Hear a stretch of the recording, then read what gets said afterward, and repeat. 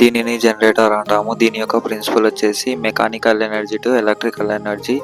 Generator యొక్క range వచ్చేసి small generator యొక్క range 2.5 kVA to 10 kVA. Medium generator యొక్క రేంజ్ వచ్చేసి 10 kVA to 100 kVA. Large generator యొక్క రేంజ్ వచ్చేసి 100 kVA టు 1000 అండ్ అబోవ్.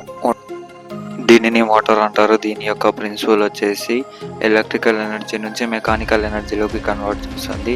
దీని యొక్క రేంజ్ వచ్చేసి స్మాల్ మోటార్ రేంజ్ వచ్చేసి 0.5 kilowatt to 10 kilowatt. Medium Motors యొక్క రేంజ్ వచ్చేసి 10 kilowatt to 100 kilowatt. Large motor యొక్క రేంజ్ వచ్చేసి 100 కిలోవాట్ అండ్ అబోవ్.